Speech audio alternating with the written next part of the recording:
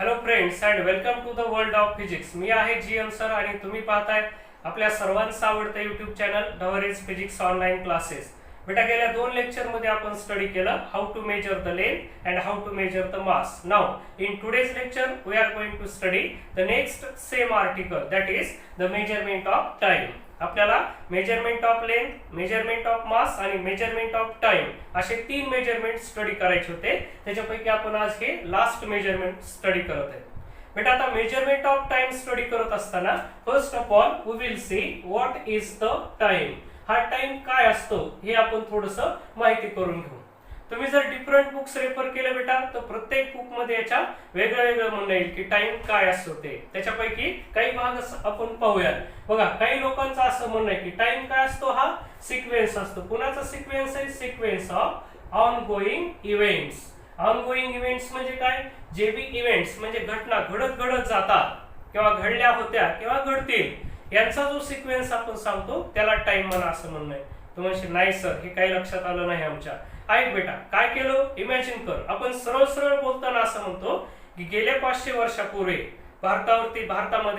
महाराष्ट्रामध्ये शिवाजी महाराज आले, त्यांनी राज्य केलं. त्याच्यानंतर भारतात इंग्रज आले, त्यांनी राज्य केलं. 47 ला भारत स्वतंत्र झाला. मग पुन्हा हे पंतप्रधान आले, आता नरेंद्र मोदी हे पंतप्रधान आले. हे सर्व सांगायला म्हणजे काय सांगायला बेटा? ह्या ज्या घटना घडल्या त्याचा आपण सर्व सिक्वेन्स सांगतोय. ओके. मग हा सिक्वेन्स अरेंज करणं, सिक्वेन्स सांगणं म्हणजे आपण काय सांगायला? ते एक प्रकारचा टाइम सांगायला. ठीक आहे. हे पहिल्या काही लोकांचं म्हणणं आहे की हा सिक्वेन्स असतो. टाइम कोण आहे? सिक्वेन्स आहे. कुणाचा? ऑनगोइंग इव्हेंटचा. ओके. चल आता आणखी कुणाचं? आपण या सायंटिस्टचं थोडंसं म्हणणं विचारात घेऊया. कुणाचं? आइन्स्टाईन्स. अकॉर्डिंग टू आइन्स्टाईन्स काय म्हणतात हे सायंटिस्ट? बघा आइन्स्टाईनला प्रत्येक जण ओळखतो.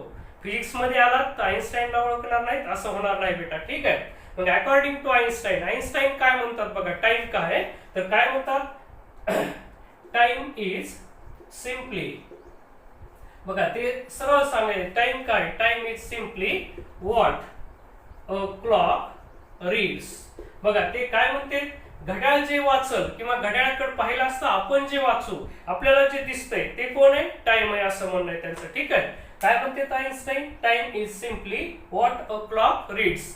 घड्याळाकडे पाहिले की आपण जे वाचू तो म्हणजे टाइम आहे. मग घड्याळ काय करत असते बेटा?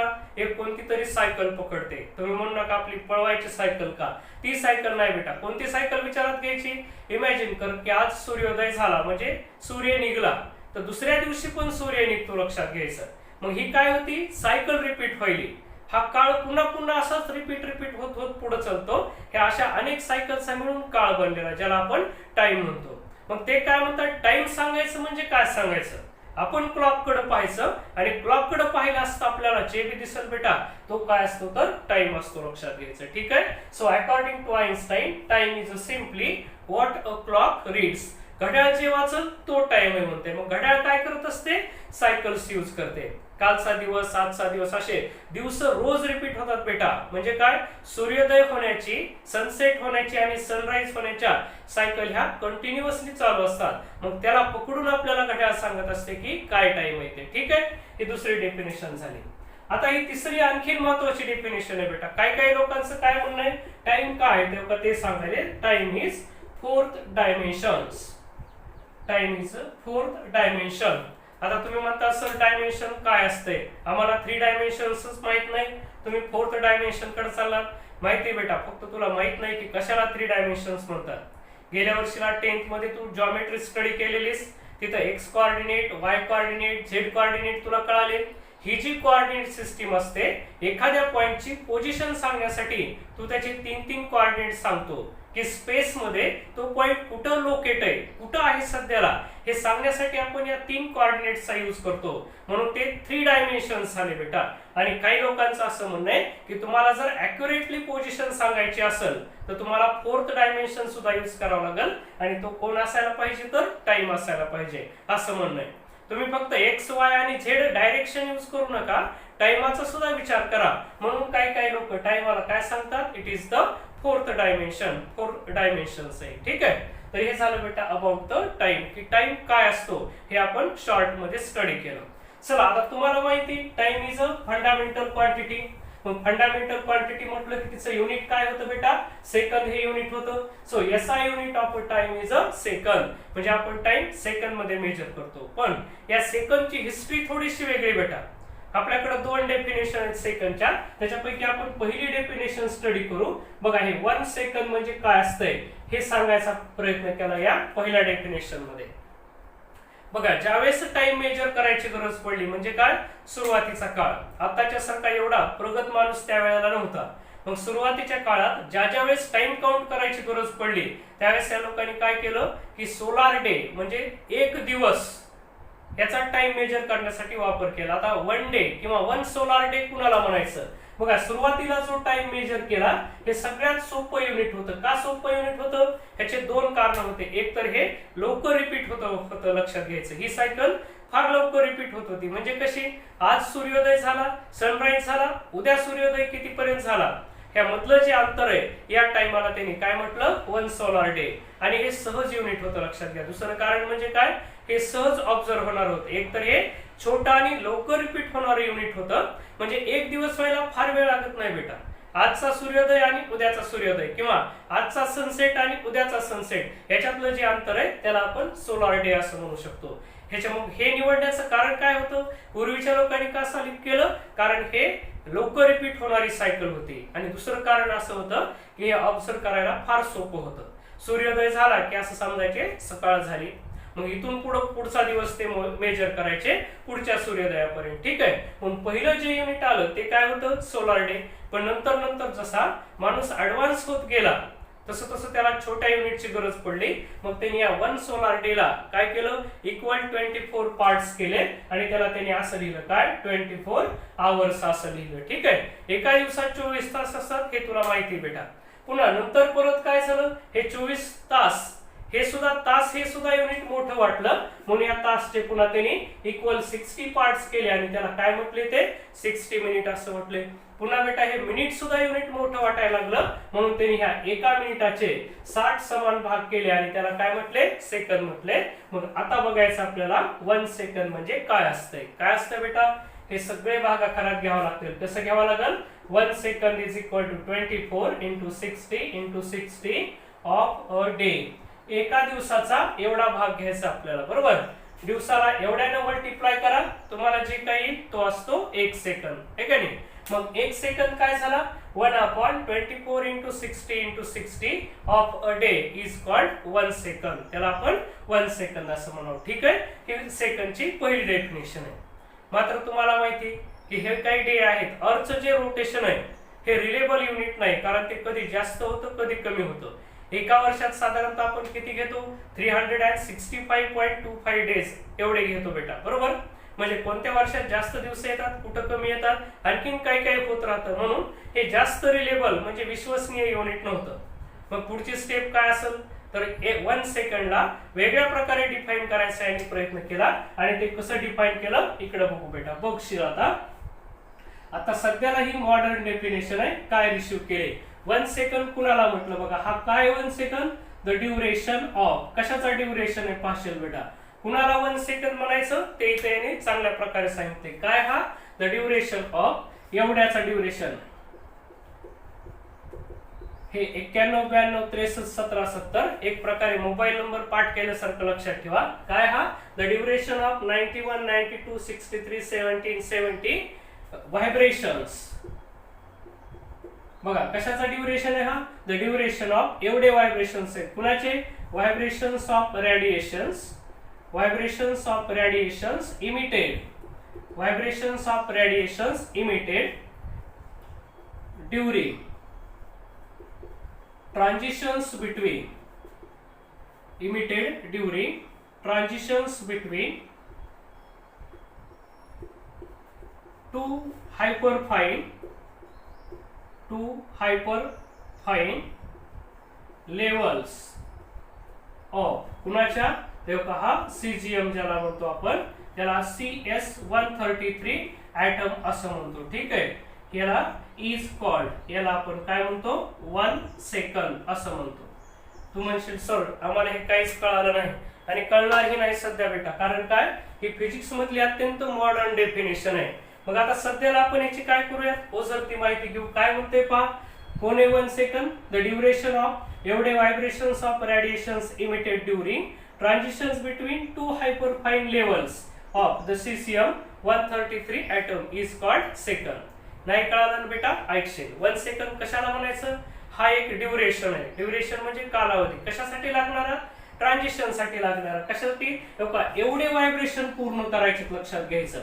एवढे व्हायब्रेशन कंप्लीट व्हायला जेवढा काही वेळ लागल, पण कुठले व्हायब्रेशन्स, ज्यावेळेस रेडिएशन्स इमिट होतात. रेडिएशन्स इमिट करणं म्हणजे काय, रेडिओ ऍक्टिव्ह एलिमेंट्स ऐकलेलेच बेटा, ते अल्फा पार्टिकल, बीटा पार्टिकल असे इमिट करतात. अशा रेडिओ ऍक्टिव्ह एलिमेंट सारखंच आणखीन एक पार्ट असतो ज्याला आपण स्पेक्ट्रम असं म्हणतो. ठीक आहे. स्पेक्ट्रम काय ऑकर होतो बेटा, ज्यावेळेस इलेक्ट्रॉन हायर एनर्जी ऑर्बिट मधून लोअर एनर्जी ऑर्बिट मध्ये जातो, म्हणजे जम्प करतो, त्यावेळेस प्रत्येक ऍटम काही ना काही एनर्जी बाहेर रेडिएट करतो. इलेक्ट्रोमॅग्नेटिक वेव्हच्या फॉर्म मध्ये इमिट करतोय रेडिएशन्स किंवा एनर्जी इमिट करतो, त्याला आपण काय म्हणतो तर रेडिएशन्स असं म्हणतो. रेडिएशन्स इमिट झाले असं म्हणतो. मग आता या हायपरफाइन लेवल्स काय असतात ते मी थोडंसं तुला सांगायचा प्रयत्न करतो. कळालं तर बघ, पण हे ऍक्च्युअली आपल्याला 12th मध्ये स्टडी करायचंय. ऍटॉमिक स्ट्रक्चर किंवा ऍटॉमिक अँड न्यूक्लिअर फिजिक्स मध्ये हा भाग येणार आहे. मग आता ही डेफिनेशन काय म्हणते, एवढे ड्युरेशन्स ऑफ द व्हायब्रेशन. व्हायब्रेशन म्हणजे काय, हे असं व्हायब्रेट करून लक्षात घ्यायचं. आता हे व्हायब्रेशन्स एवढे येतं of radiations emitted during transitions between two hyperfine level. बघ बेटा, पहिल्यांदा हायपरफाइन लेवल काय असते ते सांगू. तुला एवढं माहिती की ऍटमचं जे स्ट्रक्चर आहे त्याच्या सेंटरला न्यूक्लियस आहे आणि इमॅजिन कर त्याच्या भोवती या ऑर्बिट मध्ये इलेक्ट्रॉन फिरायला, इथं इलेक्ट्रॉन असेल. ठीक आहे. मग आता काय असतंय, कोणत्याही ऑर्बिट मध्ये इलेक्ट्रॉन फिरला की बोर्स ऍटॉमिक मॉडेलने आपल्याला सांगितलंय प्रत्येक ऑर्बिटची एनर्जी फिक्स असते बेटा. ठीक आहे. इमॅजिन कर इलेक्ट्रॉन या ऑर्बिट मध्ये रिव्हॉल्व व्हायलाय, मग याची काहीतरी फिक्स एनर्जी असेल. जसं हायड्रोजन ऍटम असेल, पहिल्या ऑर्बिट मध्ये आला त्याची एनर्जी असते -13.6 इलेक्ट्रॉन व्होल्ट. मग काय होतं, त्या प्रत्येक इलेक्ट्रॉनची काहीतरी एनर्जी लेवल असते. मात्र हे न्यूक्लियस सुद्धा काय होत असते, रोटेट होत असतं बेटा. ह्याच्यात होती आणखीन दुसरे काही इलेक्ट्रॉन्स फिरायलेले असतात. मग ह्या न्यूक्लियस मुळे आणि बाजूला फिरणाऱ्या इलेक्ट्रॉन्स मुळे काय होतंय, ह्याच्या एनर्जी लेवलची स्प्लिटिंग होती. म्हणजे दोन भाग होतात बेटा, एक लो एनर्जी लेवल असते आणि दुसरी हायर एनर्जी लेवल असते. मग ज्यावेळेस हा इलेक्ट्रॉन इथल्या एनर्जी लेवलची काय झाली, स्प्लिटिंग झाली.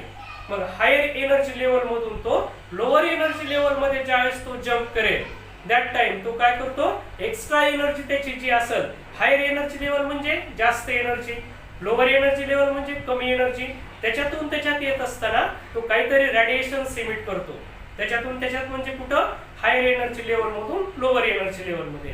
मग अशा वेळेस इलेक्ट्रोमॅग्नेटिक वेव्हच्या म्हणजेच फोटॉनच्या फॉर्म मध्ये काही रेडिएशन्स इमिट केले जाते. जी एनर्जी इमिट केली जाते त्या ज्या लेवल्स आहेत त्याला हायपरफाइन लेवल्स असं म्हणायचं. मग आता transitions between two hyperfine levels म्हणजे काय, की जी एनर्जी लेवलची स्प्लिटिंग झाली, एकातून दुसऱ्यामध्ये इलेक्ट्रॉन जात असताना जी काही एनर्जी रेडिएट केली जाईल त्या एनर्जीला काय म्हणतात, radiations emitted during the transitions between two hyperfine levels. पण ऍटम कोणता सिलेक्ट केला होता, सीसीएम ऍटम होता. सीजीएम ऍटम होता 133 असलेला. ठीक आहे. सीजीएम 133 हा ऍटम घेतला.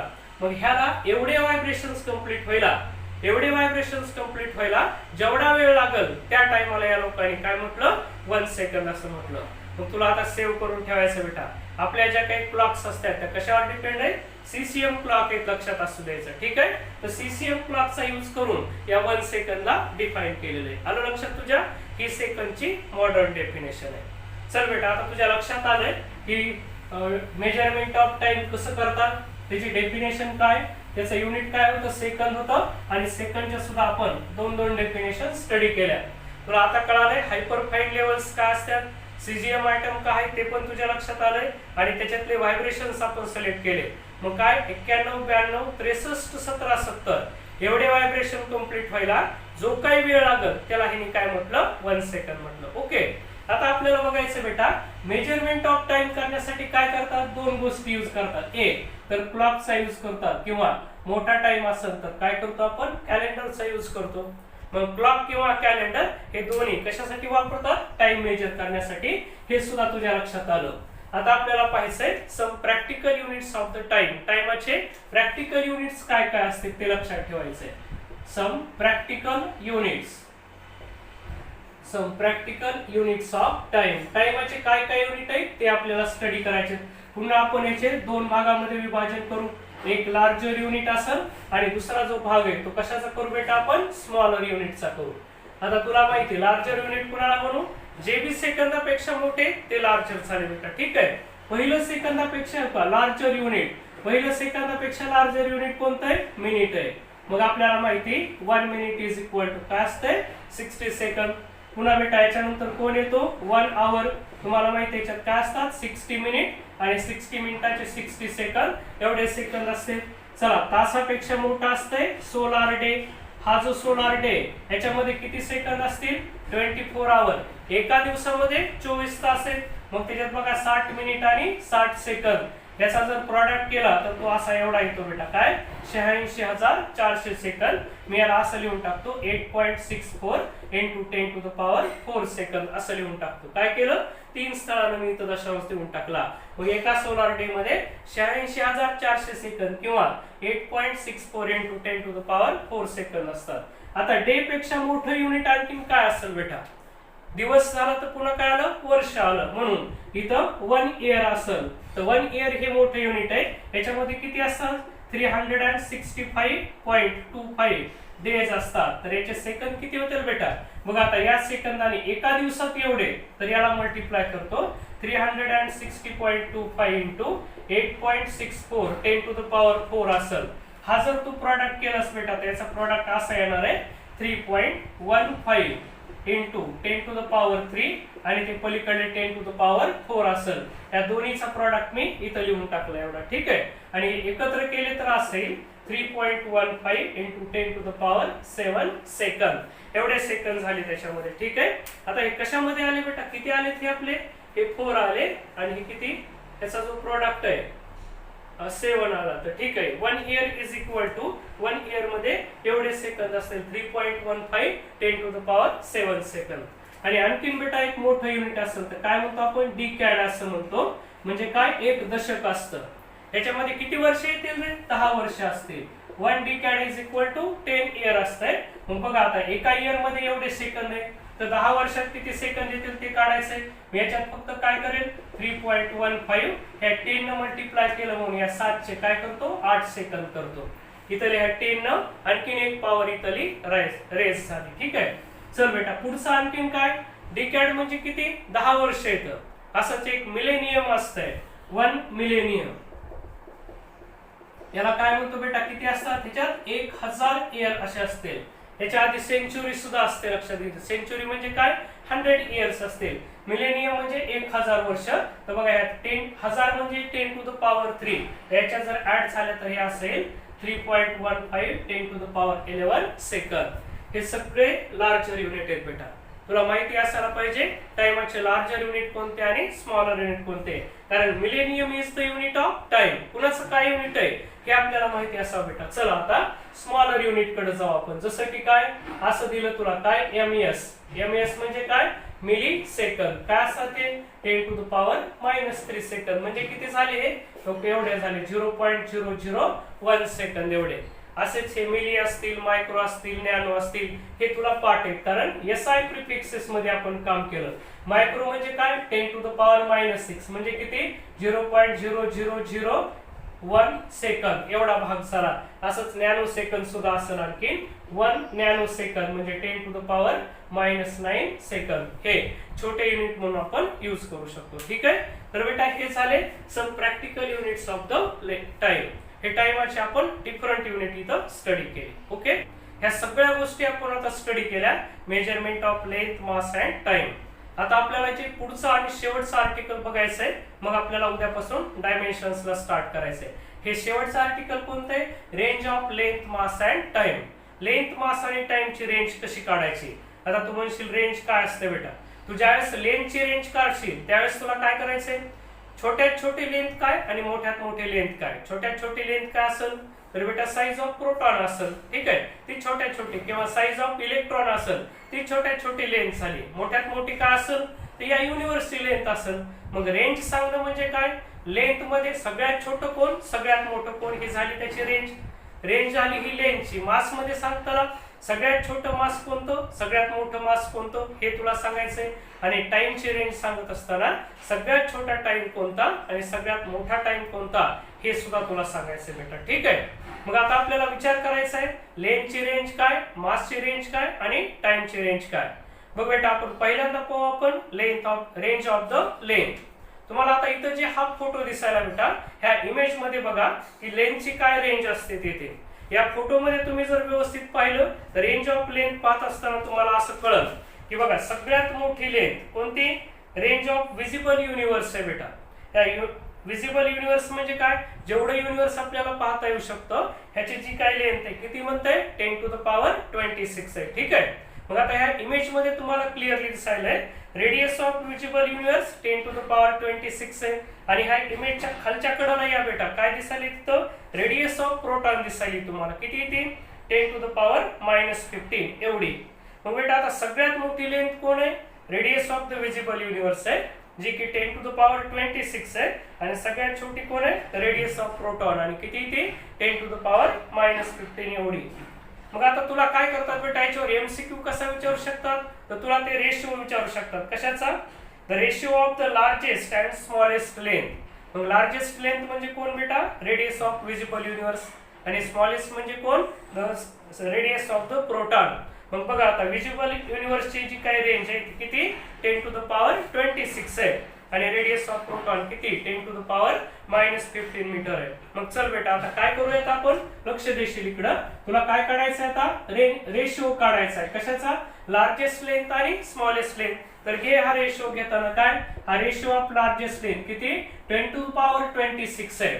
10⁻26 डिवायडेड बाय मग स्मॉलेस्ट रेडियस किती 10⁻15. हा रेशिओ किती होईल असा, मग हे 10⁻15 वर आले तर प्लस झाले 10⁻26 इंटू 10⁻+15. म्हणजे हा रेशिओ किती व्हायलाय त्याचा विचार करायचा तुला. बघ किती असेल हा 41 असेल 10⁻41 एवढा आपल्याला हा रेशिओ पाहायला भेटल. मग कधी कधी असा एमसीक्यू तुला विचारू शकतात, कुणाची रेंज विचारली कुणाचा रेशिओ विचारलाय, largest distance to the smallest length. म्हणून बघ हा जो रेशिओ आहे हा कुणाचा आहे, हा largest length to the smallest length. Largest length to the smallest length हा जो रेशिओ आहे हा रेशिओ आपण काढलेला आहे. आणि तुला हे जनरल नॉलेज म्हणून माहिती असायला पाहिजे किती हा 10⁻41 आहे. ठीक आहे. तर बेटा हे झालं about the range of length. मग तुला आता इथं काय लक्षात ठेवायचं चांगल्या प्रकारे, सगळ्यात मोठी लेंथ कोण आहे तर लेंथ ऑफ विजिबल युनिव्हर्स आहे. आणि सगळ्यात छोटी कोण आहे तर काय, रेडियस ऑफ द प्रोटॉन आहे. ह्या दोन्हीचा रेशिओ घेतलाय तो किती यायला 10⁻41 एवढा यायला. ठीक आहे. चला आता बेटा आपण पुढे जाऊ. आता आपल्याला पाहिजे रेंज ऑफ मास स्टडी करायची की मासची काय रेंज आहे ते पाहायचे. बघा आता ही जी इमेज तुम्हाला तुमच्या समोर दिसायली ती इमेज काय सांगायली, मासची कशी रेंज आहे ते आपल्या लक्षात आणून द्यायली. बघा मग रेंज ऑफ मास ह्या इमेज मध्ये तुम्हाला दिसायलंय सगळ्यात मोठं मास कोण असेल बेटा. आता पाहिल्यासारखंच बघा ह्या इमेजला व्यवस्थित पहा तुम्हाला कळलं. नोन युनिव्हर्सचं मास म्हणते किती 10⁻53 किलोग्रॅम एवढं आहे. आणि सगळ्यात छोटं मास आहे मास ऑफ इलेक्ट्रॉन किती 10⁻30 किलोग्रॅम. मग आता तुम्हाला परत ह्या इमेज वरून बघायचंय ह्या वेगळ्या वेगळ्या रेंज तुम्हाला पाहायला भेटायला सॉरी काय लेंथ मास पाहायला भेटायला लागले तुम्हाला वेगळे वेगळे. मग तुम्हाला आता ही जी इमेज आहे याच्यावर एमसीक्यू कसा विचारू शकतात बेटा, तर तुला बघायचंय की लार्जेस्ट मास आणि स्मॉलेस्ट मास हा रेशिओ काढा म्हणतील. म्हणून बघशील आता मी काढायला काय रेशिओ काढायचंय, तर वर जसं लार्जेस्ट लेंथ काढली तसं largest mass divided by smallest mass हा रेशिओ तुला काढायला लावू शकतात. लक्षात घे बेटा. ठीक आहे. बघा आता लार्जेस्ट मास काय किती तर काय मास ऑफ युनिव्हर्स आहे ते किती 10⁻53 आणि मास ऑफ इलेक्ट्रॉन आहे ते किती 10⁻−30. किती होतील बेटा हे 53 इंटू 10⁻30 झाले. तर हे काय झाले 10⁻83 असा हा रेशिओ आलायचा आपल्याला लक्षात असू द्यायचा. ठीक आहे. कुणाचा, largest mass to the smallest mass. मग हे झालं लेंथचा रेशिओ, हा झाला मासचा. आता असंच आपल्याला पुढे जाऊन काढायचं काय, लार्जेस्ट टाइम आणि आपण जो घेत होतो काय स्मॉलेस्ट टाइम कोणता आहे आणि त्याचा रेशिओ किती येऊ शकतो. बघ बेटा आता ही पुढची इमेज तुला दिसायली जी की तुला सांगणार आहे, काय सांगणार आहे तर टाइमची रेंज सांगणार आहे, लक्षात घ्यायचं. मग तुला आता या इमेज मध्ये कळायलंय बघ सिल्वरच्या कडेला सगळ्यात जास्त टाइम काय लाईफ टाइम ऑफ प्रोटॉन आहे, किती 10⁻39 आहे. आणि सगळ्यात छोटा जो टाइम आहे खालच्या कडेला कोण आहे प्लँक टाइम आहे. मग आता बघ लार्जेस्ट टाइम कोणता बेटा लाईफ टाइम ऑफ प्रोटॉन किती तो 10⁻39 आहे. आणि जे स्मॉलेस्ट टाइम आहे तो कोणता आहे टाइम ऑफ प्लँक टाइम आहे 10⁻43. चला आता बघ बेटा हा रेशिओ काढायचा आहे 10⁻39 आणि हा प्लँक टाइम 10⁻43. चला आता त्याला आपण वर घेऊ 10⁻43 जे +43 झाले 10 किती आले हे 82 असा हा एवढा रेशिओ आला. ठीक आहे. मग तुला हे सगळा रेशिओ लक्षात ठेवायचा आहे. पुन्हा एकदा नोट करून ठेवशील बेटा ज्यावेळेस largest length upon smallest length 10⁻41 आहे. पुन्हा लार्जेस्ट मास अपॉन स्मॉलेस्ट मास 10⁻83. Largest time upon smallest time 10⁻82 आहे. बघ 41, 83 आणि 82 असं लक्षात ठेवायचं आपल्याला. ठीक आहे. तर हे होत्या range of length mass and time असं होतं बेटा आर्टिकल. ठीक आहे. आलं तुझ्या लक्षात. मग आता बेटा युनिट आणि मेजरमेंट हा सेक्शन इथं संपत आहे आपला. आता आपल्याला स्टार्ट कशाला करायचंय डायमेन्शन्स आणि एरर्स. या पहिल्या टॉपिकचे फक्त 2 आर्टिकल आता आपले शिल्लक राहील. ओके. तर आजच्या व्हिडिओमध्ये एवढंच बाळांनो. राहिलेला भाग आपण सर्व उद्याच्या व्हिडिओमध्ये स्टडी करूया. ओके.